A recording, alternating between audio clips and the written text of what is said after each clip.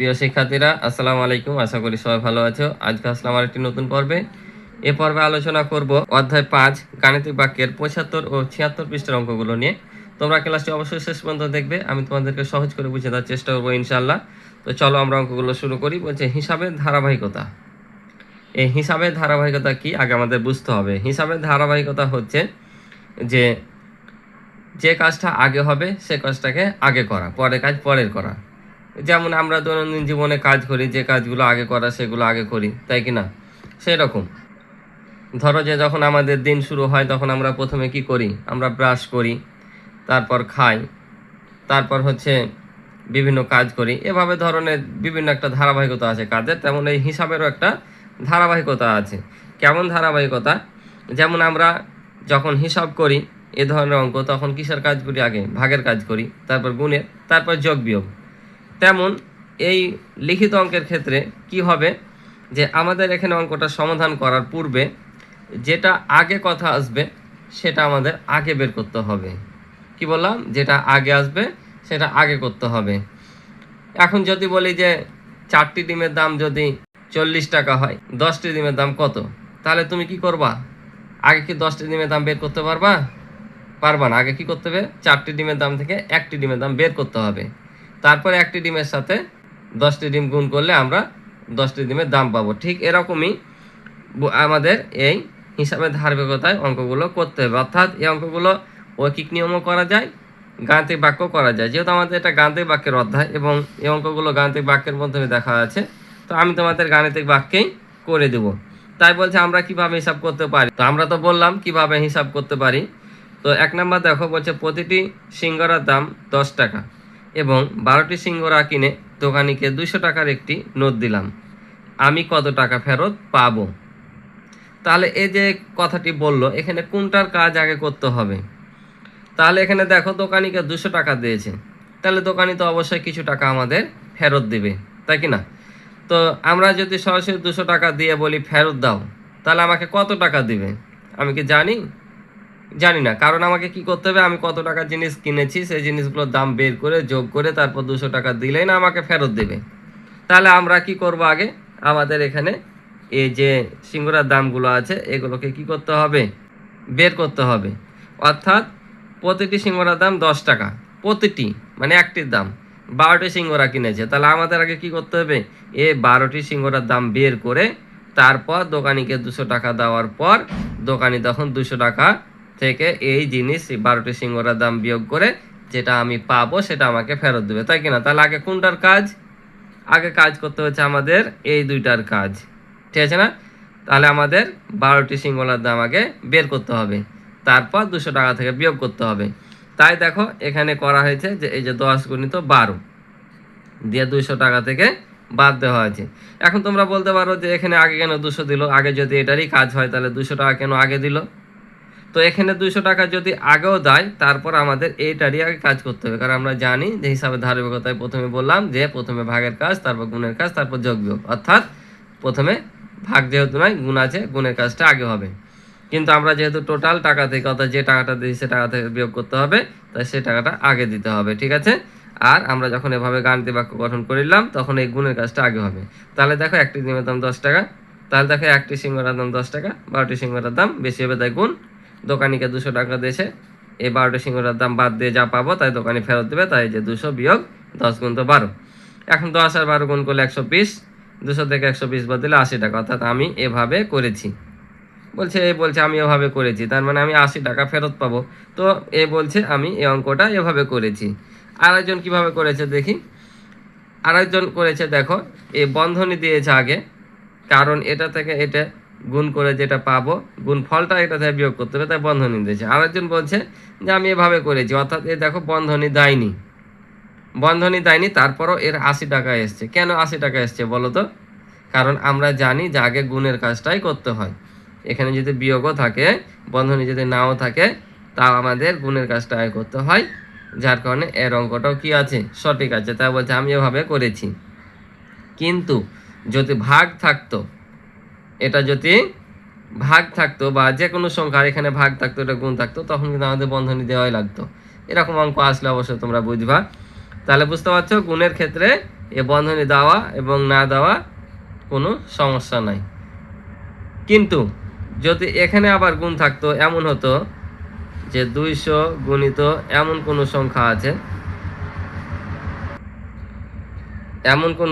আছে, এভাবে থাকতো, আর এটা থেকে যদি তোমরা মনে করতা যে আমি এভাবে করব, অর্থাৎ বন্ধনীটা উঠিয়ে দিয়ে করব, তাহলে কিন্তু অঙ্কটা ভুল হতো। বুঝেছো?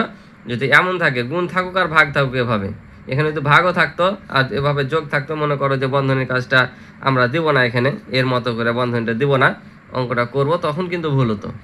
গুণ বা ভাগের ক্ষেত্রে বন্ধনী উঠে দিলে সমস্যা নাই, এখানে বিয়োগ আছে, এখানে বিয়োগ আছে, আর এখানে গুণ ভাগ আছে ভিতরে, উঠে দিলে সমস্যা নাই। কিন্তু যদি এখানে গুণ ভাগ থাকে এই যেভাবে আর এভাবে, আর তুমি এই যে যোগ বিয়োগ উঠে দিয়েছো, বন্ধনী উঠে দিয়েছো, তখন কিন্তু অঙ্কটা ভুল হবে। ঠিক আছে? তাই তোমরা গুণের ক্ষেত্রে এভাবে করবা, তাছাড়া না। এবার দেখো বলছে একটি গাণিতিক বাক্যে যোগ অথবা বিয়োগ এবং গুণ অথবা ভাগ সম্পর্কিত সমস্যা থাকলে প্রথমে গুণ অথবা ভাগের সমাধান করতে হয়। এটা আমি প্রথমে যেটা বললাম যে প্রথমে ভাগের কাজ তারপর গুণের কাজ। এখানে গুণ অথবা ভাগ দিয়েছে, ওই যে গুণে প্রথমে ভাগের কাজ তারপর গুণের কাজ, এবং কিছু কিছু অঙ্ক ক্ষেত্রে ভাগের কাজ করতে হয়। যেমন এই অঙ্কগুলোর ক্ষেত্রে যদি আমরা গুণ ভাগ আগে সাজাইও, তারপরও কিছু কিছু অঙ্কের ক্ষেত্রে গুণ আগে করতে হবে। করলেও সমস্যা নাই, অঙ্ক ঠিকই চলে আসে, কিন্তু ধারাবাহিক অনুযায়ী ভাগের কাজটা আগে করতে হয়। এটা কিন্তু কিছু কিছু অঙ্কের ক্ষেত্রে। ঠিক আছে? এক্ষেত্রে বাম থেকে ডানে হিসাবটি করতে হয়, এক্ষেত্রে এ বাম দিক থেকে ডানে হিসাবটা করতে হবে বলছে। ঠিক আছে? এই যেভাবে দেখিয়েছে, বাম থেকে ডানে করতে হয়। এই নিয়মের জন্য উপরের গাণিতিক বাক্যে লেখার সময় বন্ধনী ব্যবহার করার প্রয়োজন নেই। অর্থাৎ কোন নিয়মের ক্ষেত্রে? এই যে এই নিয়মটার ক্ষেত্রে বলছে যে বন্ধনী ব্যবহার করার দরকার নেই। আমরা উপরের গাণিতিক বাক্যগুলোকে নিম্নলিখিত উপায়ে লিখতে পারি। অর্থাৎ এই যে এখানে দুটো গাণিতিক বাক্য আছে, এই দুটো গাণিতিক বাক্যকে বলছে আমরা এভাবে লিখতে পারি। অর্থাৎ এই যেখানে দেখেছে এই নিয়ম থেকে এই নিয়ম, এখানে যে নিয়মটা থেকে দেখো এই নিয়মটা এসছে, অর্থাৎ বন্ধনীটা না দিলেও সমস্যা নাই। যেটা বললাম আমি যে এই অঙ্কের ক্ষেত্রে, অর্থাৎ এই নিয়ম কিন্তু আলাদা। ঠিক আছে? নিয়ম কিন্তু অনেকগুলো আছে এটার। এই নিয়মের ক্ষেত্রে আমিও বললাম, যদি এই যেখানে বুঝালাম, তোমরা আশা করি বুঝেছ, এই নিয়মের ক্ষেত্রে শুধু প্রযোজ্য, এভাবে থাকলে কিন্তু না। তাহলে বুঝেছ? এবার দেখো, একটি ইলিশ মাছের দাম 1200 টাকা এবং এক জোড়া কবুতরের দাম 330 টাকা। একটি ইলিশ মাছ এবং একটি কবুতর কিনলে আমার মোট কত টাকা খরচ হবে? তাহলে একটু ভালো করে লক্ষ্য করো, এখানে বলছে একটি ইলিশ মাছের দাম 1200 টাকা, একটি ইলিশ মাছ, আর এখানে এক জোড়া কবুতরের দাম 330 টাকা। এক জোড়া, এক জোড়া মানে কয়টি? এক জোড়া মানে হচ্ছে দুইটি, অর্থাৎ দুইটি কবুতরের দাম হচ্ছে 330 টাকা। এখন হচ্ছে একটি ইলিশ মাছ এবং একটি কবুতর কিনলে আমরা মোট কত টাকা খরচ হবে? অর্থাৎ একটি ইলিশ মাছ আর একটি কবুতর বলেছে, কিন্তু আমরা এখানে কবুতর কিনেছি কত টাকায়? 330 টাকায়। কয়টি? দুইটি। আর আমাদের বের করতে হবে কয়টি? একটি। তাহলে আমরা কি করব? এখানে যদি এক জোড়া অর্থাৎ দুইটি কবুতরের দাম 330 টাকা হয়, তাহলে একটি দাম কত হবে? কম হবে না? কম হলে কি করতে হয়? কম হলে ভাগ করতে হয়। তো কত দ্বারা ভাগ করব? দুইটি কবুতরের দাম দেওয়া আছে, 2 দ্বারা ভাগ করব। তাহলে এই যে 330 টাকাকে 2 দ্বারা ভাগ করতে হবে। বুঝতে পারছো? আর আমাদের টোটাল কি করতে হবে? একটি ইলিশ আর একটি কবুতরের দাম যোগ করতে হবে। তাহলে আমরা এই একটি ইলিশ মাছের দাম এখানে লিখে নিলাম। এই যে যোগ দেওয়া আছে, দেখতে পাচ্ছি, দুটো যোগ করতে হবে। আর এই যে বন্ধনী দিয়ে ভাগ দেওয়া আছে, কেন? এই যে দুইটি দাম দেওয়া আছে, একটি দাম বের করতে হবে। তাহলে 330কে যদি আমরা 2 দ্বারা ভাগ করি, তাহলে কয়টি কবুতরের দাম পাবো? একটি কবুতরের দাম পাবো। তাহলে একটি কবুতরের দাম আর একটি ইলিশ মাছের দাম আমাদের যোগ করলে যেটা হবে সেটা উত্তর চেয়ে, যেহেতু মোট বলেছে, তাহলে দুটা কি করতে হবে? যোগ করতে হবে। তাহলে আমাদেরকে দুইটি কবুতর থেকে একটি কবুতরের দাম বের করে, অর্থাৎ ভাগ করতে হবে, দিয়ে এই একটি ইলিশ মাছের দাম 1200-র সাথে যোগ করতে হবে। বুঝতে পারছো? এটা কিন্তু হয়ে গেলো। এটা কি বলে? চলো, গাণিতিক বাক্যে সমাধান করার কথা বলা নাই, যদি আমরা সমাধান করিও তাহলে কেমন হবে দেখো। এখানে তাহলে থাকবে এটা সমান 1200 টাকায় থাকবে, আর যোগ এটা যদি আমরা ভাগ করি তাহলে এখানে হবে তোমার যে 2 1 2, 6 2 12, 5 2 10, 165 টাকা হবে। তো 165 এখন আমরা যদি যোগ করি এটার সাথে, তাহলে কত হবে? 5, এটা যোগ করলে 6 চলে আসবে, 0 সাথে যা যোগ করি 0, 1-এর সাথে 2 যোগ করলে 3, আর 1 চলে আসবে, অর্থাৎ 1365 টাকা একটি ইলিশ মাছ আর একটি কবুতরের দাম। ওই পৃষ্ঠাটা অবশ্যই করে দেখিয়েছে, ওই পৃষ্ঠা তো করা আছে, আমি তার আগে একটু বুঝিয়ে দিলাম। এবার দেখো, একটি বাঁধাকপির দাম 45 টাকা এবং একটি কুমড়ার দাম 78 টাকা হলে দুটি বাঁধাকপি এবং 3টি কুমড়ার দাম কত? এবার দেখো বিপরীত বলেছে, একটি বাঁধাকপির দাম বলছে 45 টাকা আর একটি কুমড়ার দাম 78 টাকা। এখন দুটি বাঁধাকপি আর 3টি কুমড়ার দাম বলেছে, তাহলে একটি বাঁধাকপির দাম 45 টাকা হলে দুটির দাম কম না বেশি? বেশি হবে। তার মানে কি করতে হবে? গুণ করতে হবে। অর্থাৎ এই 45-এর সাথে আমরা কি করব, এই যে এখানে 2 গুণ করে দেব। তারপর হচ্ছে একটি কুমড়ার দাম 78 টাকা, তাহলে কয়টি কিনেছে? 3টি, তাহলে এটাও কি হবে? বেশি। একটির দাম 78 হলে 3টির দাম কি বেশি হবে? তাহলে 78 গুণিত কত? 3। বুঝতে পারছো?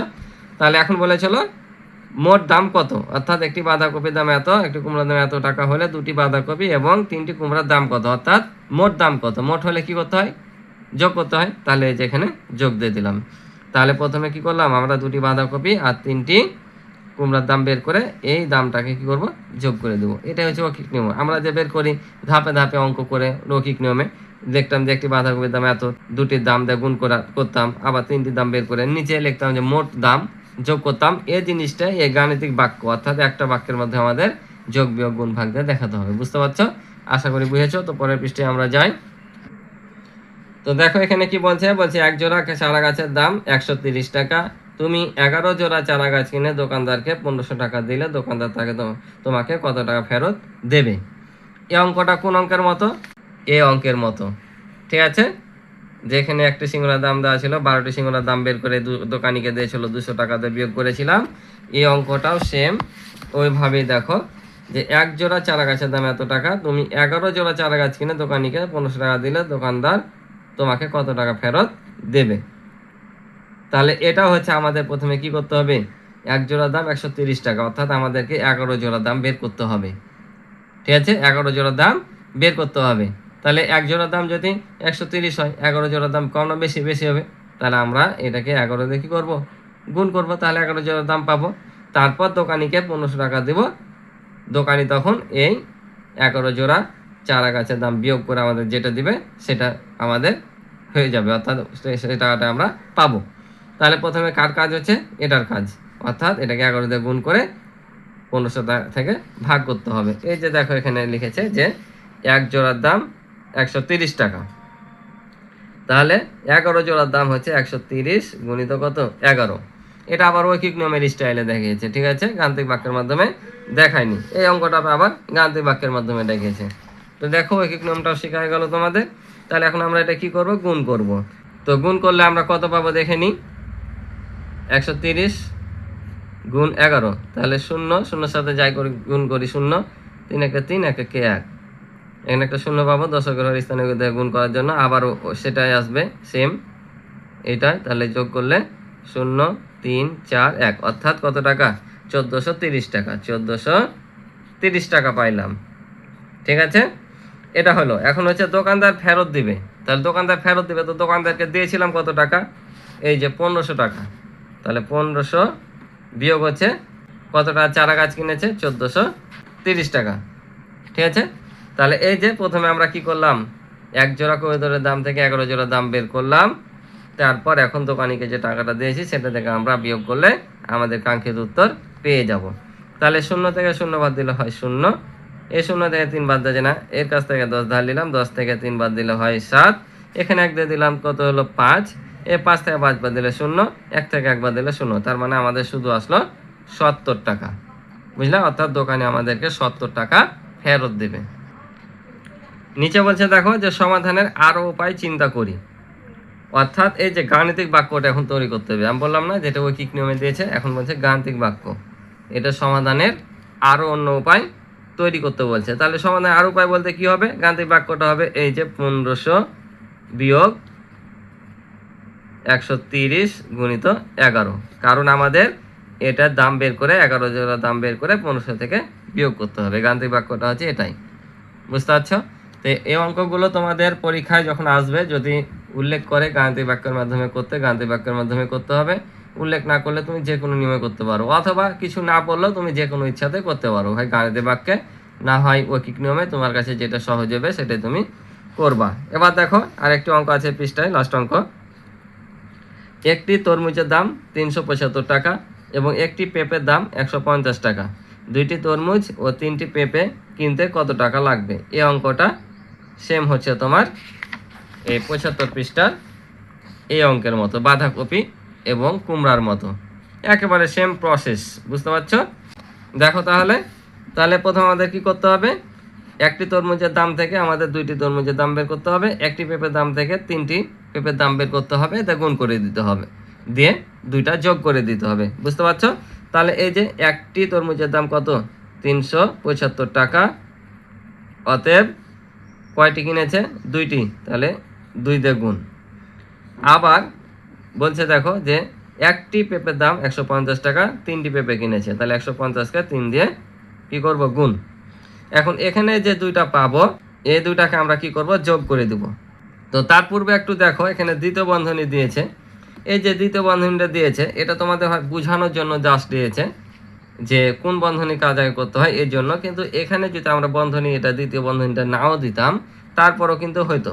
তো দেখো ওরা কি এখানে দ্বিতীয় বন্ধনী দিয়েছিল, এখানে দ্বিতীয় বন্ধনী দেয়নি, ঠিক আছে, কারণ এখানে দ্বিতীয় বন্ধনীর দরকার নাই, না দিলেও চলবে।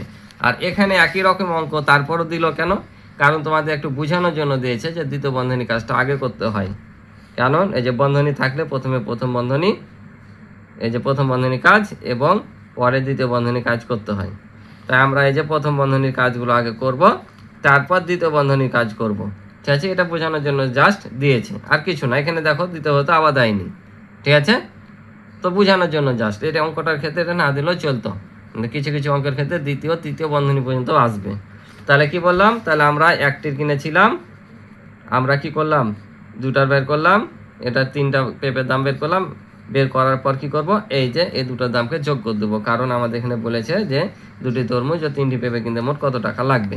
তাহলে এখন গুণ করে দিই আমরা, 5 দুগুণা 10, 10 শূন্য হাত থেকে 1, 7 দুগুণা 14, 1 15, 5 হাত থেকে 1, 3 দুগুণা 6 আর 1 7।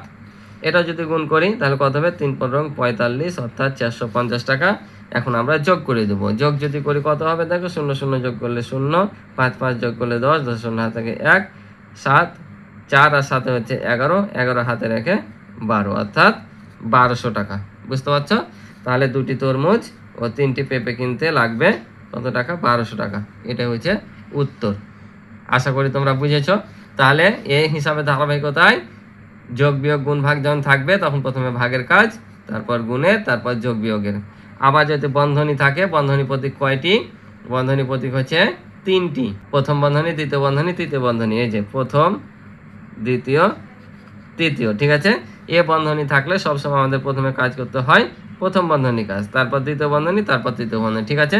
তো আশা করি তোমরা অঙ্কগুলো বুঝেছো। ক্লাসটি ভালো লাগলে অবশ্যই চ্যানেলটি সাবস্ক্রাইব করে আমার পাশে থাকবে, এবং ভিডিও ভালো লাগলে অবশ্যই ভিডিওতে লাইক করে দিবে, এবং কমেন্ট করে তোমাদের মতামত কিছু থাকলে আমাদেরকে জানাতে পারো।